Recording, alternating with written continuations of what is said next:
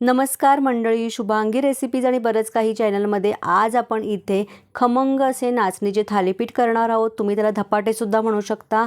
त्यासाठी परातीमध्ये इथे मी 1.5 कप नाचणीचं पीठ घेतलेलं आहे। त्यानंतर याच्यामध्ये एक पाव कप होईल एवढं मी तांदळाचं पीठ घेतलेलं आहे। तांदळाच्या पिठामुळे अगदी कुरकुरीत असे आपले थालीपीठ होतात। त्यानंतर 2 चमचे इथे मी बेसन पीठ घातलेलं आहे। बेसन पिठामुळे अगदी खुसखुशीत आणि चविष्ट असे लागतात। चवीनुसार मीठ घालायचं आहे। 1 चमचा पांढरे तीळ घातलेले आहेत। 1 चमचा इथे जिरे घालायचेत आणि इथे ओवा घेतलेला आहे जो हातावरती जरासा क्रश करून असा घालायचा आहे, म्हणजे चव छान येते त्याची।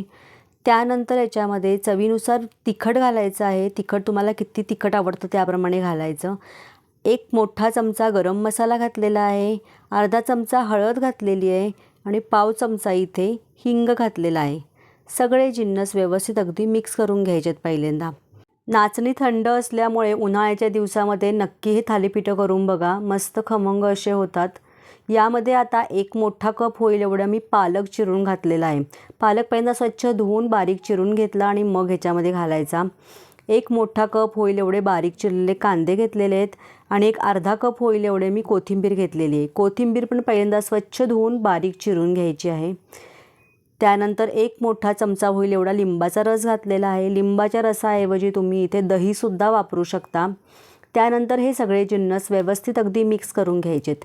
मी इथे पालक, कोथिंबीर आणि कांदा वापरला आहे। तुम्ही इथे वेगवेगळ्या भाज्या वापरू शकता, गाजर वापरू शकता किंवा कुठलेही पालेभाजी, मुलं जी भाजी खात नसतील ती भाजी तुम्ही याच्यामध्ये वापरू शकता। त्यामुळे सहज भाज्यासुद्धा पोटात जातात। मस्त आता हे पाणी घालून मी हे पीठ भिजवून घेतलेलं आहे। पीठ खूप घट्टसर असं भिजवायचं नाही आहे, हलकंसं पातळसरच असं हे भिजवायचं आहे, म्हणजे आपल्याला थालीपीठ छान असं थापता येतं। पीठ भिजवून साईडला ठेवलेलं आहे। तव्यावरती आता इथे थोडंसं तेल घालायचं।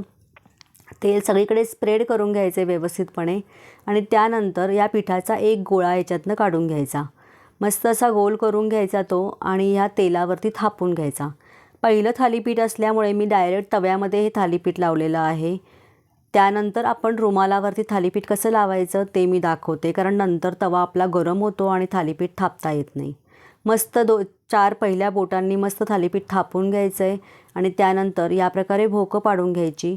वरतून थोडासा पुन्हा कांदा मी घातलेला आहे, म्हणजे मस्त दिसतो अगदी। त्यानंतर जी भोकं आपण पाडून घेतलेली असते त्याच्यामध्ये थोडं थोडं तेल घालायचं आहे आपल्याला इथे।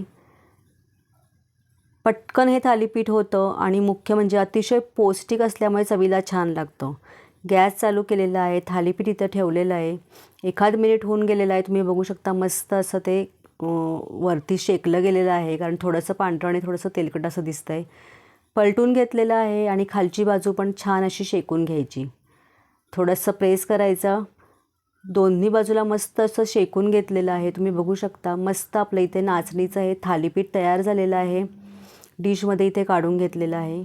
आता दुसरं थालीपीठ थापायचं आहे, मात्र तवा खूप गरम आहे म्हटल्यावरती एक रुमाल मी इथं ओला करून घेतला आहे आणि मध्ये थोडंसं पुन्हा पाणी इथे असं लावून घेते, जेणेकरून आपलं थालीपीठाचं पीठ त्याला चिकटू नये म्हणून। या प्रकारे एक गोळा घ्यायचा आणि रुमालावरती हे थालीपीठ या प्रकारे थापायचं। पहिल्या 4 बोटांनी मस्त हे प्रेस करत करत सगळीकडनं गोल फिरवत जायचं, म्हणजे गोलाकार होतं।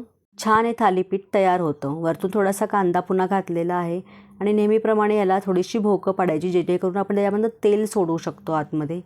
या प्रकारे आपलं हे थालीपीठ इथं तयार झालेलं आहे आणि रुमाल कॉटनचाच घ्यायचा आहे। तव्यावरती थोडंसं तेल घालायचं आणि हा रुमाल ह्याच्यावरती घालायचा। थोडंसं वरतून प्रेस करायचं असं, म्हणजे थालीपीठ बरोबर तव्याला चिकटतं। वरतून हळूच रुमाल या प्रकारे काढून घ्यायचा। मस्त थालीपीठ तयार झालेलं आहे। वरतून त्या भोकांमधनं तेल घालायचं आहे व्यवस्थितपणे, म्हणजे थालीपीठ छान असं आपलं शिजतं आतमधल्या बाजूला, चिकटत नाही खाली। वरची बाजू छान 1-2 मिनटं झालेली मस्त शेकून घेतली गेली आहे। आता खालची बाजू आपण पलटून घेऊया। या प्रकारे पलटी करून घेतली आहे। तुम्ही बघू शकता दोन्ही साईडला मस्त असं हे थालीपीठ शेकलं गेलेलं आहे। झटपट हे थालीपीठ तयार होतात। कशी वाटली रेसिपी नक्की कमेंट करून सांगा। रेसिपी जर तुम्हाला ही आवडली असेल तर लाईक करा, शेअर करा, कमेंट करा। नवीन असाल चॅनलवरती, अजून सबस्क्राईब केलं नसेल तर नक्की चॅनलला सबस्क्राईब करा।